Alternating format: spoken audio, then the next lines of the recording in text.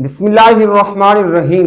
ناظرین، ویڈیو نئی کے ساتھ آج حاضر ہوں آپ کی خدمت میں اور بہت ہی آپ کے لیے جانکاری کا موضوع لے کے آیا ہوں۔ جیسا کہ عید الاضحیٰ کی آمد ہے، اس کے مطابق آج ایک اہم ٹاپک پر بات کرنے جا رہے ہیں۔ دوستو، آپ سے ریکویسٹ ہے یہ ویڈیو آپ نے اینڈ تک لازمی دیکھنی ہے۔ ہو سکتا ہے کہ آپ کو اس مسائل کا پتہ نہ ہو اور ویڈیو سننے کے بعد صدقہ جاریہ سمجھ کر دوستوں تک لازمی شیئر کرنی ہے، کیا آپ کے شیئر سے کسی کو فائدہ ہو جائے۔ آج ہم بات کرنے جا رہے ہیں کہ کیا قربانی کا گوشت ہم سارا گھر رکھ سکتے ہیں اور قربانی کے گوشت کے کتنے حصے ہوتے ہیں۔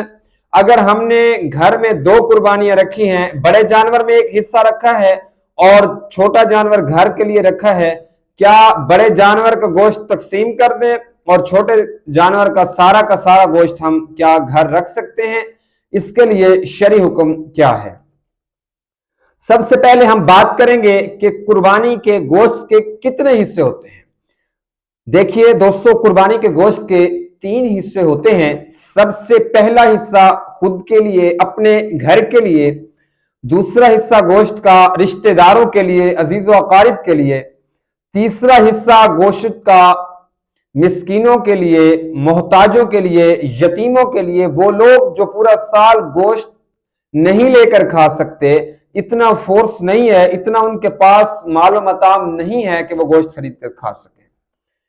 اور سوال یہ ہے کہ کیا سارا گوشت ہم گھر رکھ لیں تو ہماری قربانی ہو جائے گی؟ نہیں ہوگی۔